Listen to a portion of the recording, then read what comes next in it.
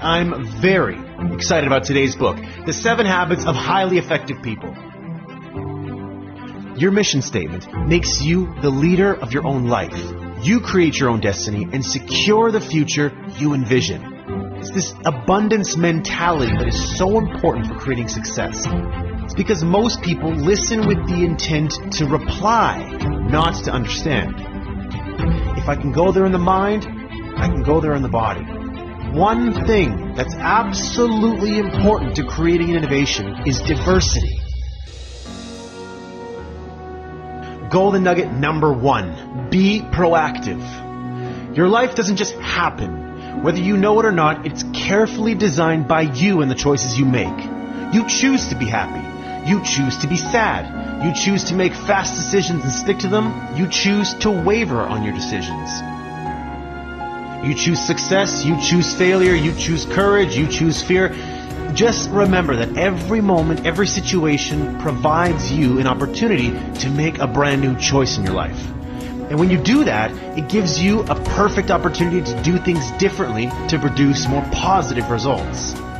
So being proactive is about taking responsibility for your life. You can't keep blaming everything on your parents or on your grandparents, on your siblings. Proactive people recognize that they are what Covey calls response-able. They don't blame genetics, circumstances, conditions, or conditioning for their behavior.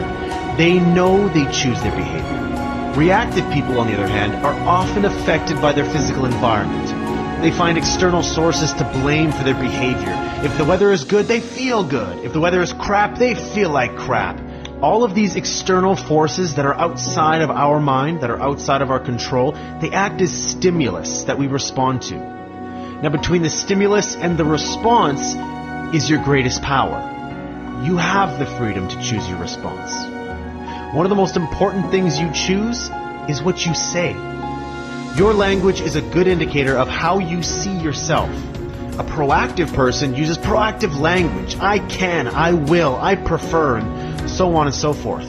A reactive person uses reactive language. I can't, or I have to, or if only. Reactive people believe they are not responsible for what they say and do. They don't have a choice. Instead of reacting to or worrying about conditions over which they have little to no control, proactive people focus their time and their energy on things that they can control. The problems, challenges, and opportunities we face all fall into 2 areas: the circle of concern and the circle of influence. Proactive people, they focus their efforts, their time, their energies on the circle of influence. They work on the things they can do something about: their health, their children, their parents, problems at work. Reactive people, on the other hand, they focus the majority of their efforts in the circle of concern, things that have very little control over. When you gain an awareness of the areas that you spend most of your energy, that's how you can make the first step in becoming a proactive person. Golden nugget number 2 is based on imagination, the ability to envision in your mind what you can't at present time see with your eyes. It's based on the principle that all things are created twice. There's the mental creation, which is first, and then the second, which is physical creation. The physical creation follows the mental just as a building follows a blueprint. If you don't make a conscious effort to visualize who you are and what you want in life, then you empower other people and other circumstances around you to shape you and your life by default. And you don't want to do that. You want to be in control. It's about connecting again with your own uniqueness and then defining the personal, moral, and ethical guidelines within which you can most happily express and fulfill yourself. Begin with the end in mind means to begin each day, each task or each project, each relationship with a clear vision of your desired direction and destination, and then continue by flexing your proactive muscles to make things happen. Golden nugget number 3. Put first things first. To live a more balanced life, you have to recognize that not doing everything that comes along, it's okay.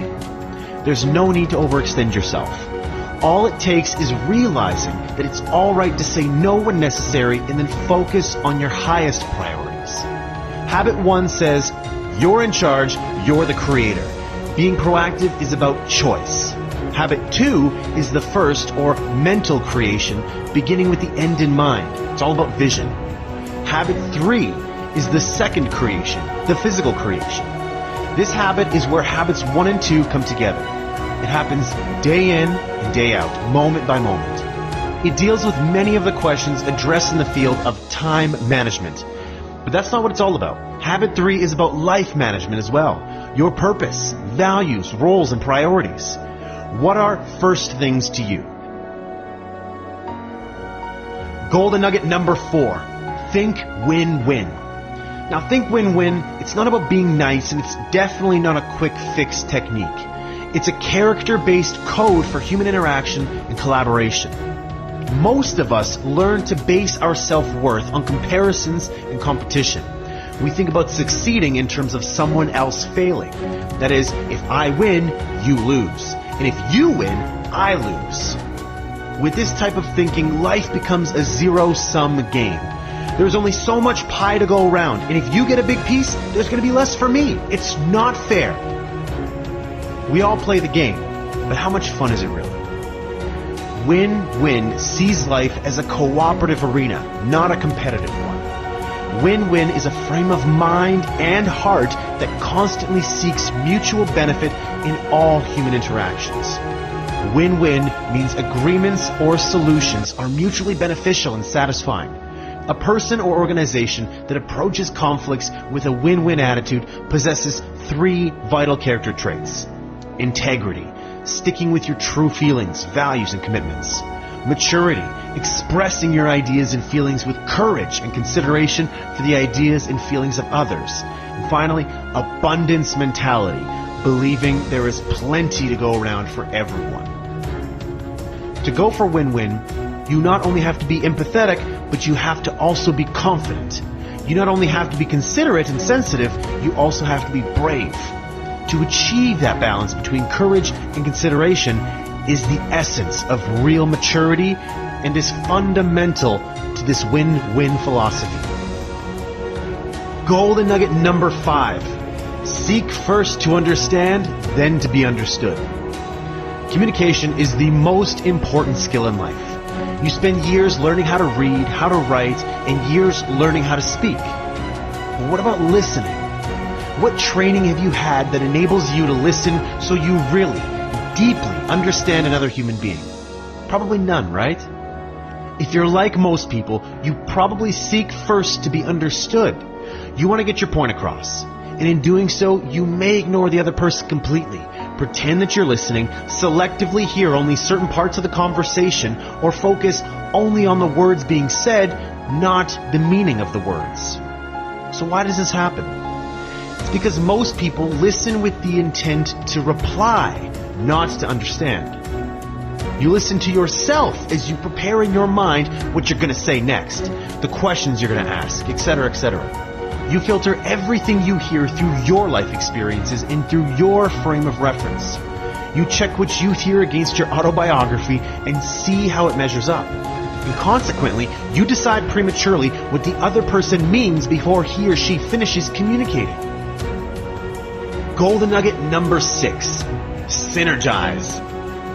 Now, put simply, synergy means 2 heads are better than 1. Synergize is the habit of creative cooperation. It's teamwork, open-mindedness, and the adventure of finding new solutions to old problems. But it doesn't just happen on its own. It's a process. And through that process, people bring all their personal experience and expertise to the table. Together, they can produce far better results that they could not do individually. Synergy lets us discover jointly things we are much less likely to discover by ourselves. It's the idea that the whole is greater than the sum of the parts. When people begin to interact together genuinely, and they're open to each other's influence, they begin to gain new insight. Do you truly value the mental, emotional, and physiological differences among people? Or do you wish everyone would just agree with you so you could all just get along? Differences should be seen as strengths, not weaknesses. They add zest to life. Last but certainly not least, golden nugget number 7. Sharpen your saw. Now, sharpen the saw means preserving and enhancing the greater asset you have. You. It means having a balanced program for self-renewal in the 4 areas of your life. Physical, social, emotional, mental, and spiritual. Now, here are some examples of different activities. Physical, beneficial eating, exercising and resting.